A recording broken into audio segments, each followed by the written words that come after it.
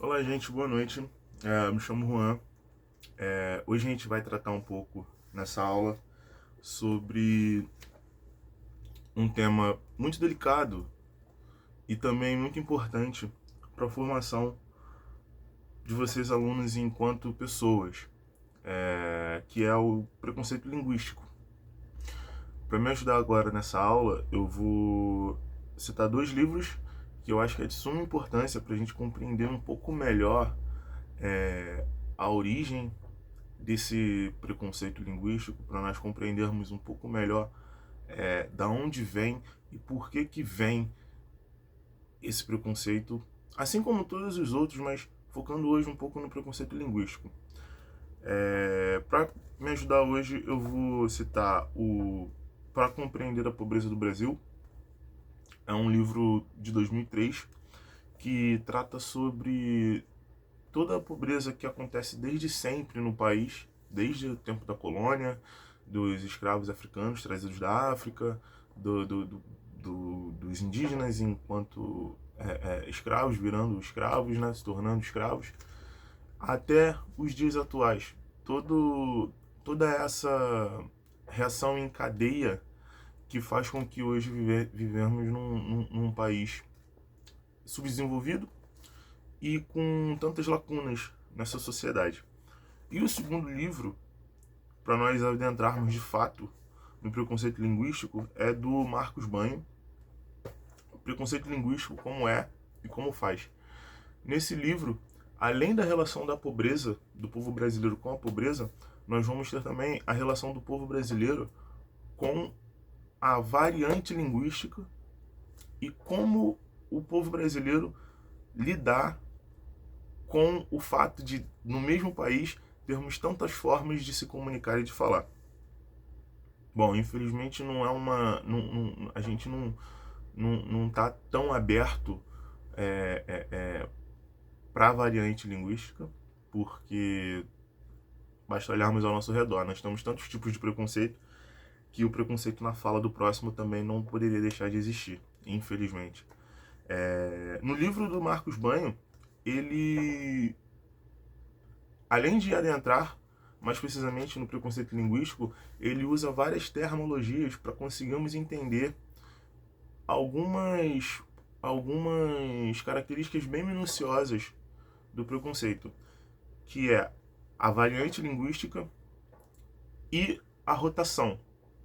Primeiro, falando sobre a variante linguística é nada mais nada menos que a forma como falamos uma coisa aqui, por exemplo, no Rio de Janeiro, e como é falado em outros estados, em outros lugares, ou até em outros municípios. Por exemplo, a gente tem hoje aqui no Grande Rio, no Rio de Janeiro, a tangerina, é uma fruta que todo mundo conhece. Mas em outro lugar, ela pode ser chamada de mexerica, ela pode ser chamada de bergamota, perdão. E isso é uma variante linguística.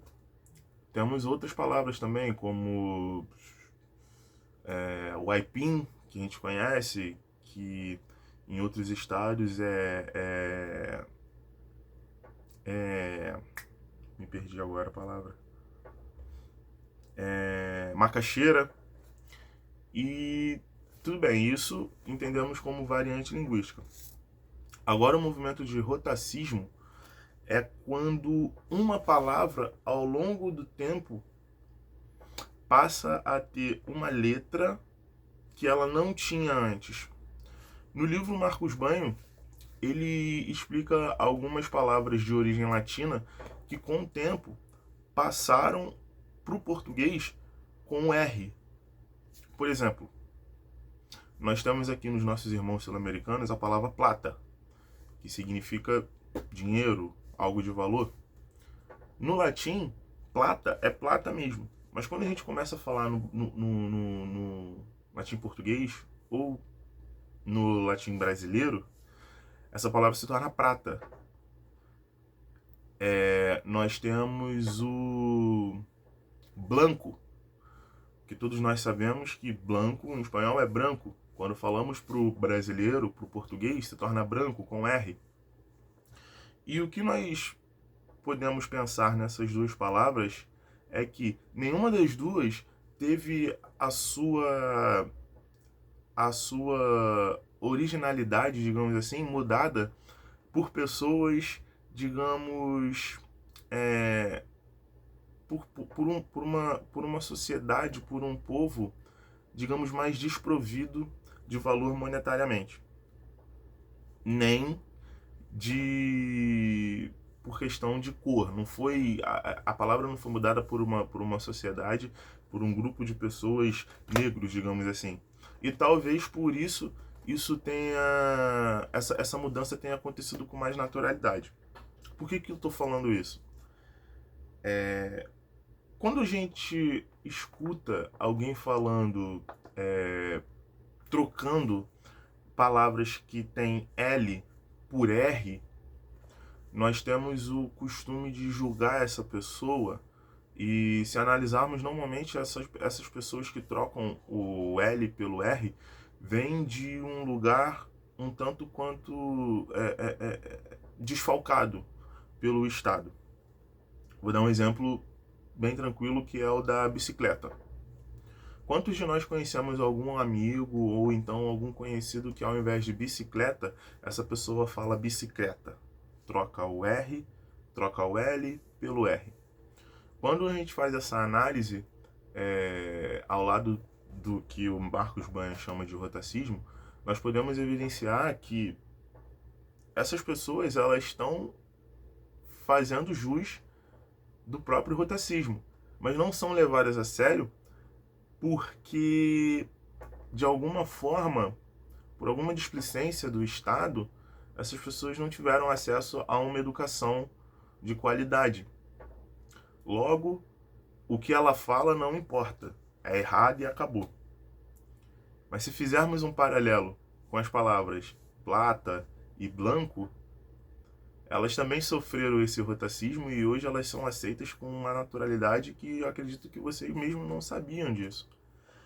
Então, assim, é muito importante a gente, enquanto sociedade, entendermos que, mais do que nunca, a pessoa ela pode estar falando bicicleta, mas ela pode estar dentro, junto com essa palavra, passando uma mensagem super importante.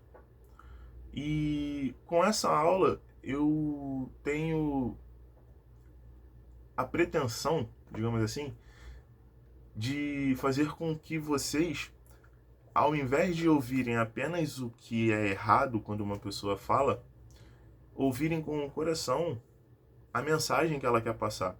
Para isso, eu trouxe também um estilo musical que eu gosto muito particularmente, que é o rap. Eu acredito que vocês também gostem. No rap, que é uma música periférica, que é uma música que vem do subúrbio, que vem da favela, acontece muito dessa variação, desse rotacismo. A gente pode citar palavras como você, que aí a pessoa, o artista, ele troca o você por ser, né? Só o C e o E.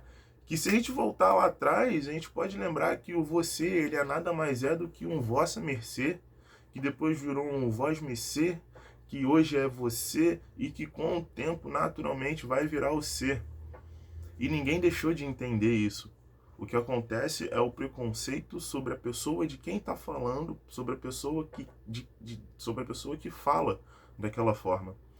Então, para a próxima aula, eu quero que vocês, por favor, façam um trabalho onde me apontem as variações ou o rotacismo que acontece numa letra de música, em algum livro que vocês tenham lido, em algum ponto artístico que vocês gostam.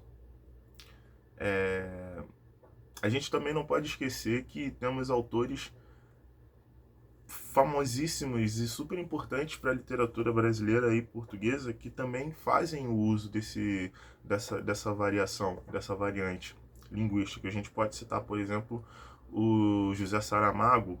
Nos livros dele, ele não usa nenhum tipo de técnica, podemos dizer assim, técnica natural para escrever um livro. Por exemplo, nos livros dele nós não vamos achar travessão quando um personagem está falando, ou então um parágrafo, ou nada, ou então dois pontos, disse. Não, no livro nas obras do José Saramago, a gente encontra frases em que, se você não estiver prestando atenção de fato no livro, você não consegue entender a ideia que o autor está passando. E nem por isso a gente vai dizer que o José Saramago é uma pessoa desprovida de educação básica. Enfim, é isso. Espero que vocês voltem para casa pensando melhor nessas palavras que eu disse. E para a próxima aula, obviamente, eu quero ver esse trabalho, até porque na sala de aula é uma troca. Eu posso ver uma coisa que vocês conhecem e eu nunca tinha visto, e acredito que é aí que está o grande barato da educação. Boa noite.